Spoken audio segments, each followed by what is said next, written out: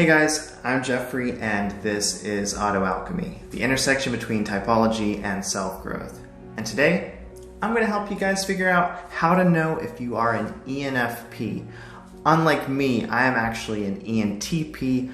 I do, however, have a really awesome ENFP rap. You should go check that out, and maybe that rap can be the mirror that you need to determine whether or not you're an ENFP. Actually, I'm just kidding. Do not take that seriously. My typology raps, however good they are definitely not typing tools. They're fun, stereotypical portrayals, and they're a little bit tongue-in-cheek. Do check them out. Yay, self-promotion, something that I'm not so good at.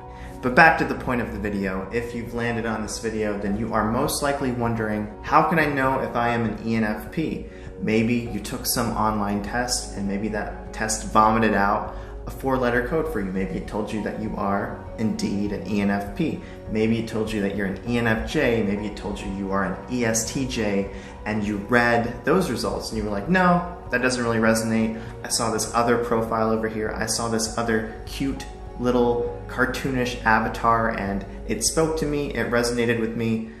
Regardless of how you came to this point, you are somewhat uncertain of whether or not the ENFP letters apply to you. So in this video, I'm hoping to break down my own interpretation of what I think those letters truly mean and help you triangulate your type so you can finally have some sense of certainty. Although if you are truly an ENFP, you'll probably never really allow yourself to feel that sense of certainty. So there's a little hint right there. ENFPs and ENTPs both like to shake things up. It's like life is an Etch-a-Sketch.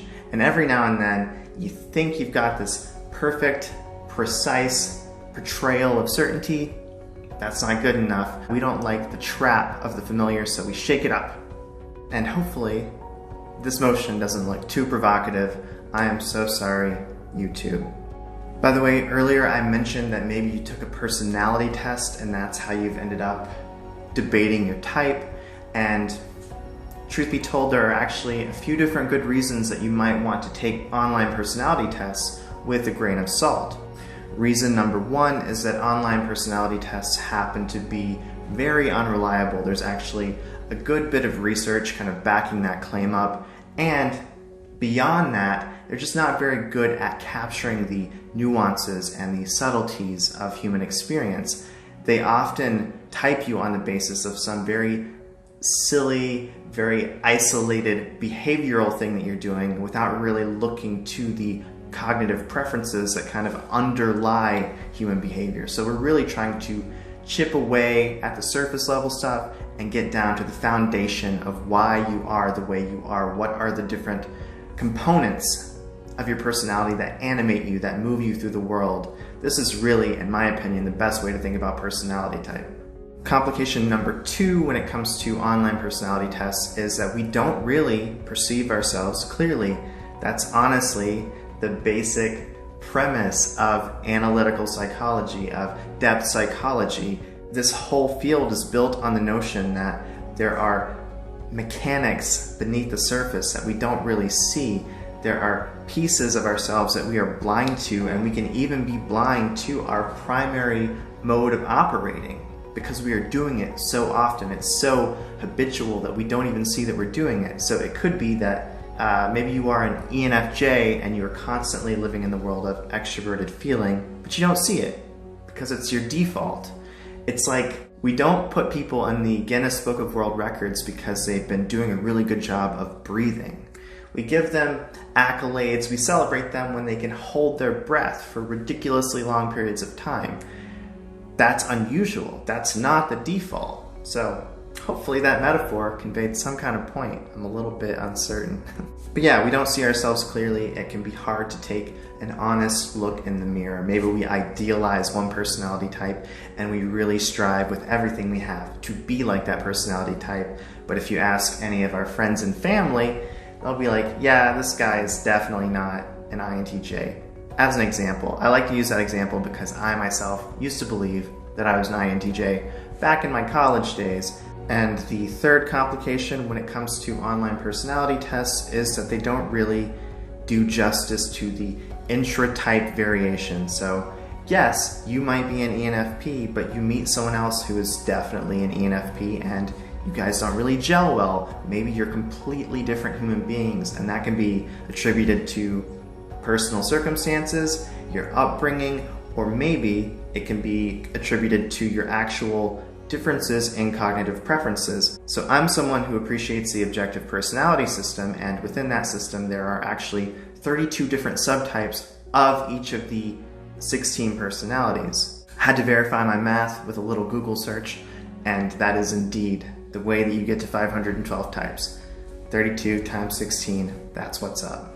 But yeah, the fact that there are so many different variations within a personality type means that maybe you read an article about ENFPs and one little piece doesn't resonate with you, but that piece might not even be about the essential core of being an ENFP. Maybe it's about something like the masculine, feminine, functional dichotomies, which other personality theories aren't really acknowledging. And so if they're missing that information, then they're not going to know how to make sense of that stuff. They're not going to know what box to put it into. So maybe you're reading an article by an ENFP who has feminine introverted feeling, and this ENFP doesn't even know that there is such a thing as masculine introverted feeling. So that bit of ignorance, that lack of context is going to seep into everything that they write. And it's going to be confusing for you if you're trying to sort out who you are in relationship to what you're reading. Basically, there are so many nuances here that it's understandable that you might need a helping hand, which is why I am here to provide some assistance. Alright, so putting aside all of those complications, there are 3 basic signs that can help you identify whether or not you are indeed an ENFP. So the first thing that you want to look for is a strong preference for intuition above sensing. A foundational idea with personality typology is the idea of binary coins. Basically, as human beings moving through the world, we tend to latch on to certain ideas and we reject their opposites. By pouring too much energy into one mode of being or one way of seeing the world, when we have too much emotional energy wrapped up in that, how can we not reject the opposite? And so that's something that everyone does. It's just a natural part of being a person, but at the same time, it does involve a little bit of sacrificing the wholeness of who you could be. There are parts of yourself that you're not tapping into.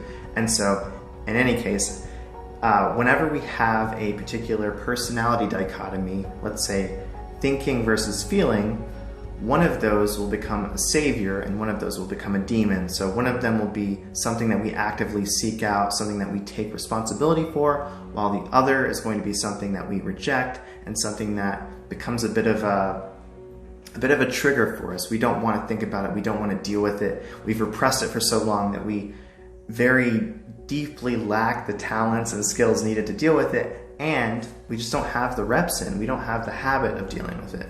So ENFPs are going to have their intuition as a savior function, which means that they are going to have their sensing as a demon function. They are going to actively be overlooking, suppressing, rejecting their actual relationship with the concrete, tangible reality around them.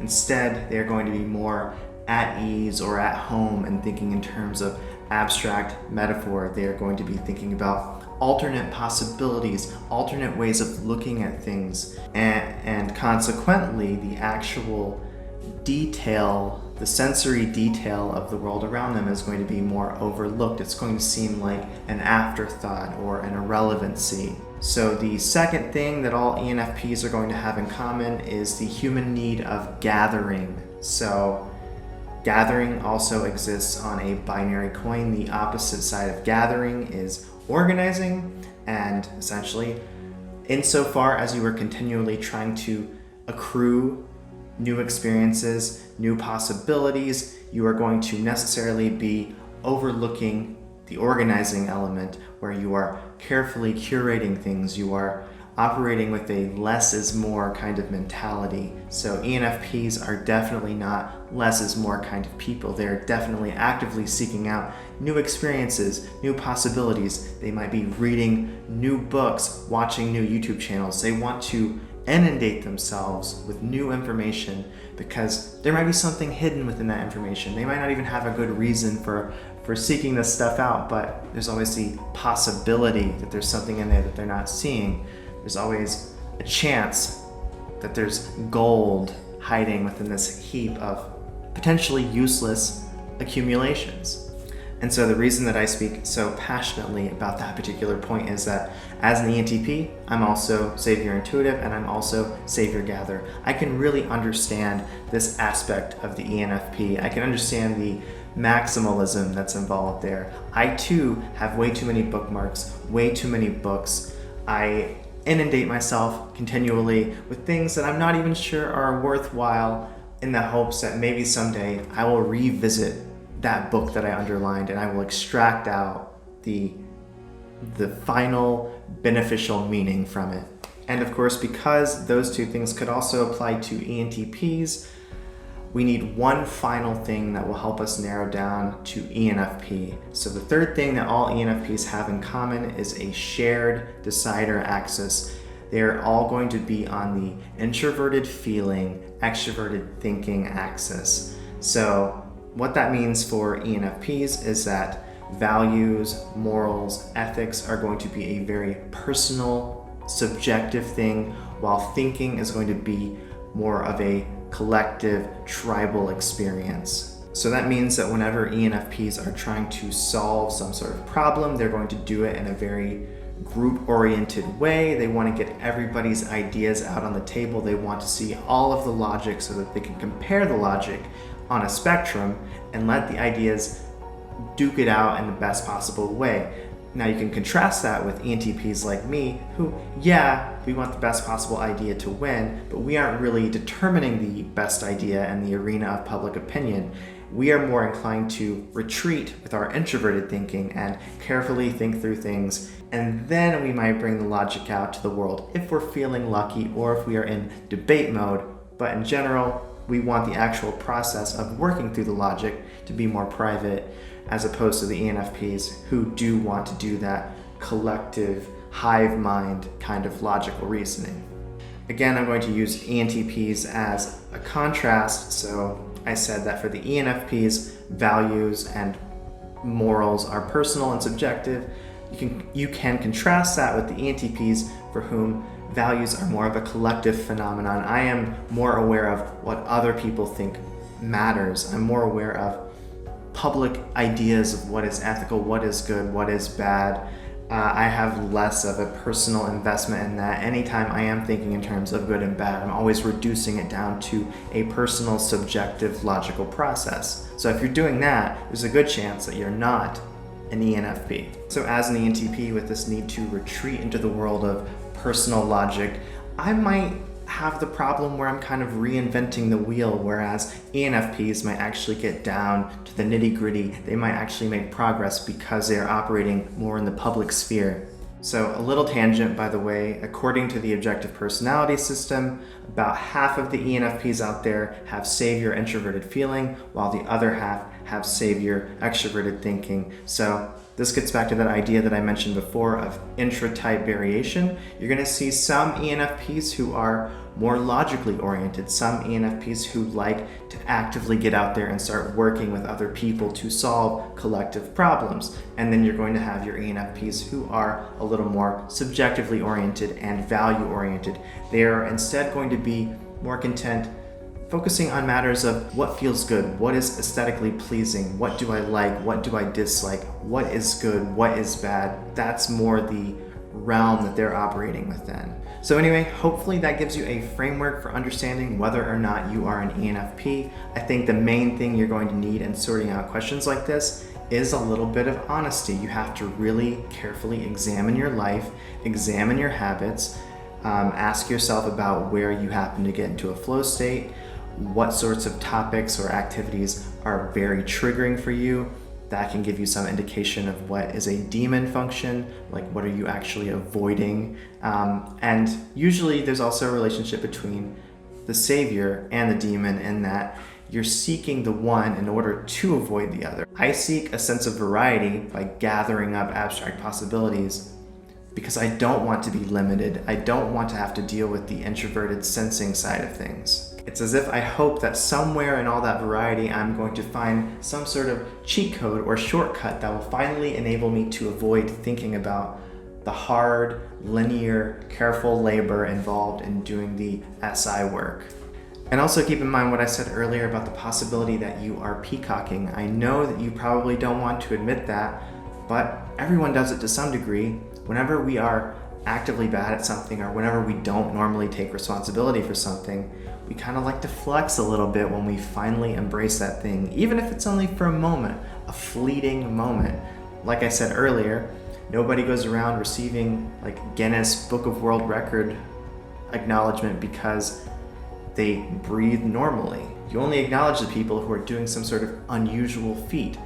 In the same way, nobody goes around bragging about the fact that they're breathing. So if you're bragging about something, if you are bragging about how logical you are, there's a good chance that maybe you're peacocking your thinking function, because real thinkers are more likely out there just doing the logic instead of talking about it.